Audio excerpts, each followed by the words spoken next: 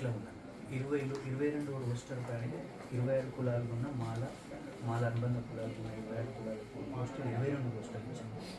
అయితే 22 రోస్టర్లు ఇవ్వడం వల్ల ఇప్పుడు ఓసీలకి, బీసీలకి, ఈడబ్ల్యూఎస్ వాళ్ళకి ఇక్కడనేమో 6 రోస్టర్ పాయింట్స్ ఇచ్చారు, బీసీలకి 6 ఇచ్చారు, అదేవిధంగా ఎస్టీలకు 2 ఇచ్చారు, మన దానివల్ల ఏమవుతుందంటే విద్య, ఉద్యోగ, ఉపాధి అవకాశాలు ఈ కమ్యూనిటీకి నష్టం జరుగుతాం.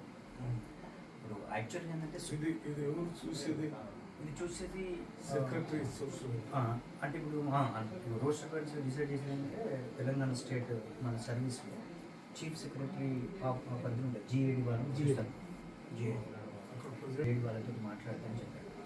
అయితే యాక్చువల్గా ఏంటంటే సుప్రీంకోర్టు గైడ్లైన్స్ ఇచ్చిన దాని ప్రకారం ఏంటంటే latest census empirical data within the 59 కులాలు గ్రూప్ 3లో పెట్టేసేసి 5% రిజర్వేషన్ గ్రూప్ 3 వాళ్ళకు, గ్రూప్ 2లో ఉన్నటువంటి వాళ్ళకి 9%, గ్రూప్ 1లో ఉన్న అత్యంత వెనుకబడ్డ వాళ్ళకు 1% ఇచ్చారు. 1% వాళ్ళ పాపం వాళ్ళకు కూడా అన్యాయం జరుగుతుంది. ప్లస్ డిగ్రీ, పిహెచ్డి వీళ్ళన్నీ కూడా 22 రోస్టర్ కేటాయించడం వల్ల ఇప్పుడు ఓసీల కన్నా, బీసీల కన్నా, ఈడబ్ల్యూఎస్ వాళ్ళ కన్నా ఎక్కువ అభివృద్ధి చెందినట్టు మనకు అసలు రిజర్వేషన్ లేకుండా పోయినట్టు దీనివల్ల మొత్తం. సెక్రటరీ సోషల్ వెల్ఫేర్ చూసేది జిఏడి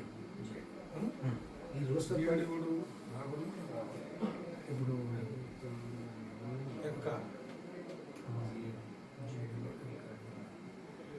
సిఎస్కి చెప్తే ఇదంతా చీఫ్ సెక్రటరీ గారికి చెప్పాలి. ఎందుకంటే ఈ రోస్టర్లో డిసైడ్ చేస్తారు అంతా వాళ్ళు, ఈ 100 పాయింట్స్ రోస్టర్ డిసైడ్ చేస్తారు, వాళ్ళ పరిధిలో ఉంటాయి. ఇంకోటి దీంట్లో వివరాలు ఉన్నాయి, అన్ని వివరాలు అని ఇంకోటి మనకు నోటిఫికేషన్ అనేది ఫిబ్రవరి లోపు వచ్చింది.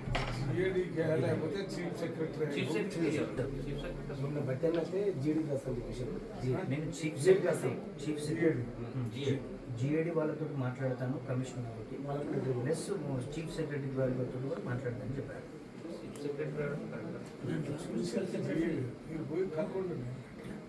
అంటే తీసుకొని పోయి principal secretary social welfare member వేరే జిఏడి చూసి 2 లెటర్స్ ఇస్తారు, secretary, principal secretary social welfare, తర్వాత జిఏడి ఎవరైనా పోయి కాదు. ఇప్పుడు ఢిల్లీలో ఖర్గే గారికి తెలిసిన మనకి సాయం ఆధ్వర్యం టైం కోసం 10 మంది వచ్చేసి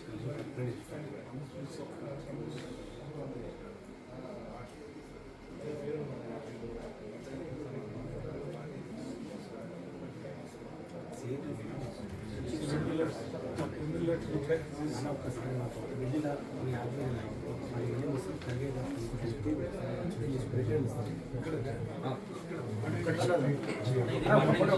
చాలా ప్రాబ్లమ్స్, ఒక్కనే ఉద్యోగం రాదు గ్రూప్ 3లో పోయి ఇద్దరు పోయి పర్సనల్ ఇచ్చి మాట్లాడారు.